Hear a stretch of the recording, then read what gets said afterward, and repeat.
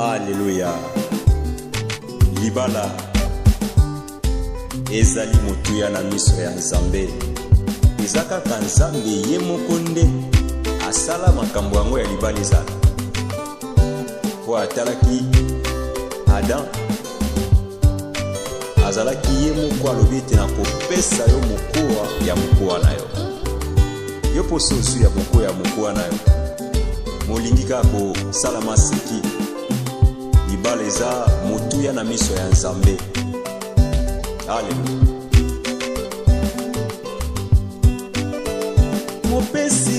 Mopesi eza kaka Nzambe. Mobateli eza kaka ye. Libala ezali mokano ya Nzambe.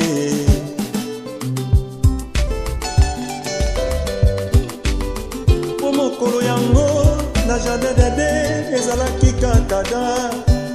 Nzambe atali alobi na ye nakotika yo moko te, nakopesa yo mokuwa ya mokuwa na yo. Obovimbana bobanda libela na libela.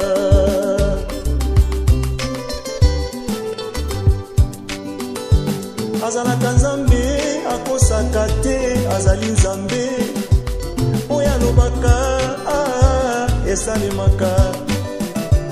Ndenge paloba mpona libala na yo yango esalami ndeko.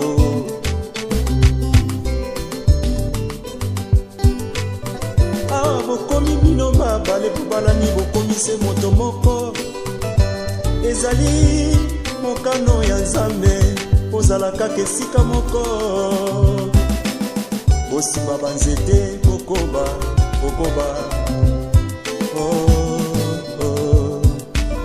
Libala motuya na miso ya Nzambe. Libala ifo kotosa yango. Nzambe apesi yo libala ndeko batela yango. Batela yango ndeko nanga. Tosa pe mobali na yo. Mama tosa nde mobali na yo. Yo pe papa zala na bolingo ya mwasi na yo. Yo pe papa zala na bolingo ya mwasi na yo.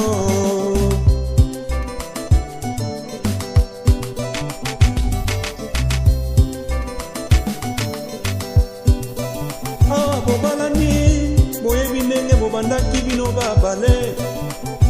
Bobandaki kaka esika nini bobanda. Zabola kotika bino te.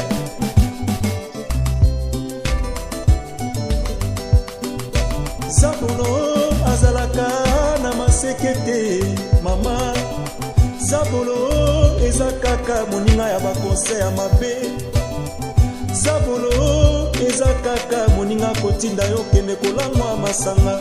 Otika libota na yo okende kotambola pamba. Tala tango bobandaki ne malamu. Tala tango bobandaki bozalaki ne kosambela. Libala ya bana na Nzambe ezalaka kaka malamu. Ata ye zabula ye bino boza na Nzambe akokoka bino te. Po ezali mokano ya Nzambe akokoka te.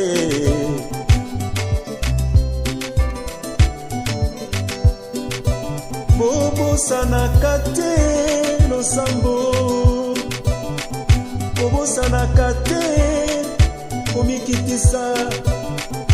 Bobosanaka te nyonso wana ezali mpona libala na bino ebonga. Lokuta te bomoko ezala.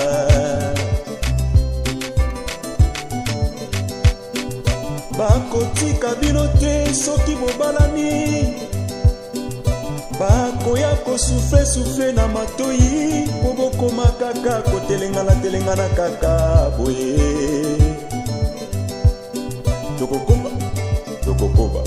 Tokokoba tokokende tokokumba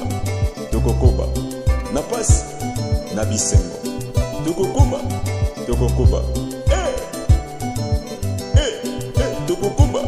oh libala mokano ya Nzambe